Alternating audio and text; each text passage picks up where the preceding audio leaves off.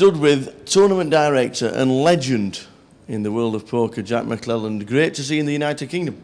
Very happy to be here. London is one of the greatest cities in the world, and we're happy to make it part of the poker stops. Now, you used to play poker quite a long time ago, and how did you get into tournament directing? I've been playing for the last 35 years since I've been in Vegas. Actually, I even cased this year at the World Series. But I was always a player, and I got to play in a lot of the small tournaments around town. And it just, the way they ran the tournaments just frustrated me so much. And my late wife, who could be a bit cynical at times, she says, well, if you're such a genius, why don't you go run them? So I did. Great words of wisdom. Yeah. Because you then moved on to the World Series. Actually, though, I started at the World Series, which is scary. Awesome. Yeah, and I moved on.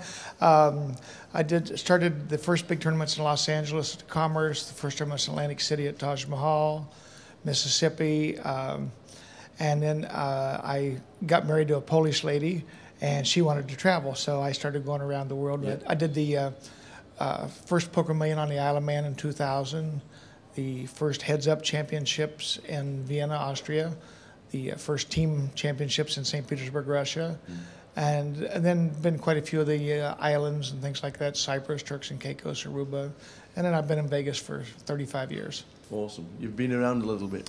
Yeah, I've seen a lot. I ran the World Series for 15 years, and I've been at the Bellagio 10 years now.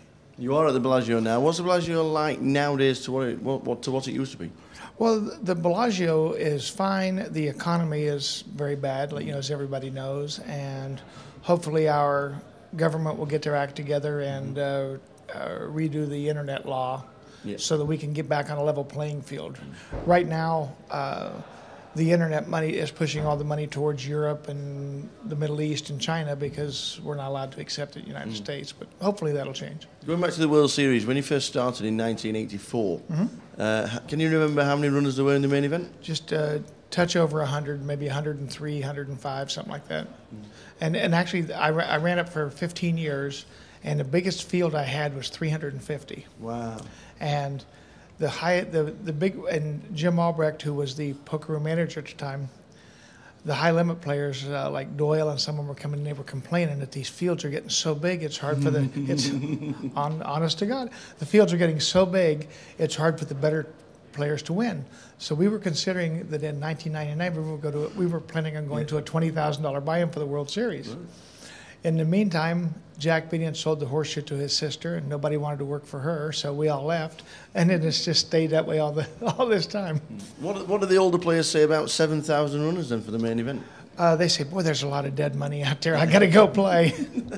So actually, when I took over to Bellagio, I didn't want to copy the World Series. So I said, well, we're going to have a $25,000 championship.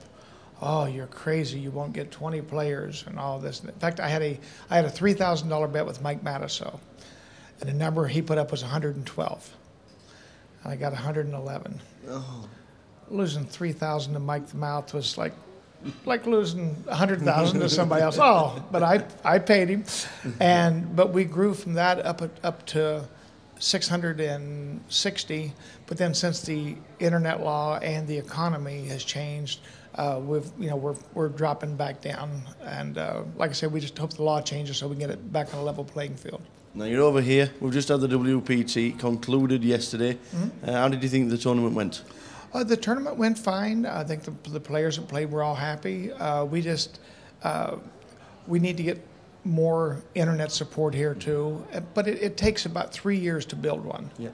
A lot of players just will never go to a first-year tournament because they don't know, if it's going to go off, how are the rooms, how is the food, how is the place. So they all wait the first year and don't go.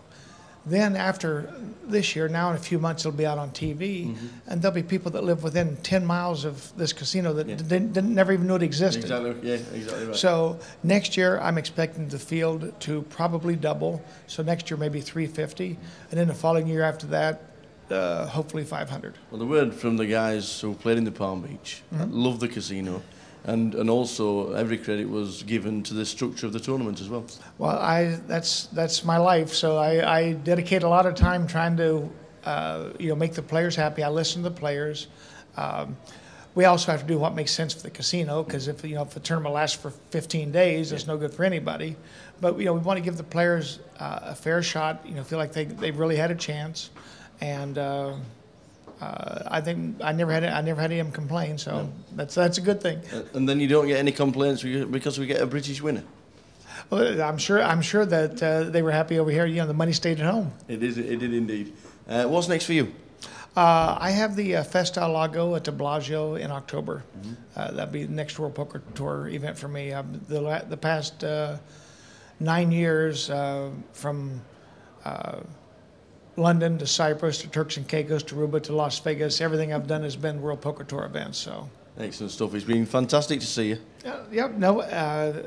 Been happy to be here. In fact, I'm going to come over in April and go to the Irish Open. Yeah. They've been wanting me to come for 20 years, but I always had the championship. But this year we're moving it, so I'm going to come on over and visit and play. Jack, thanks for talking. You're welcome. Thank you very much.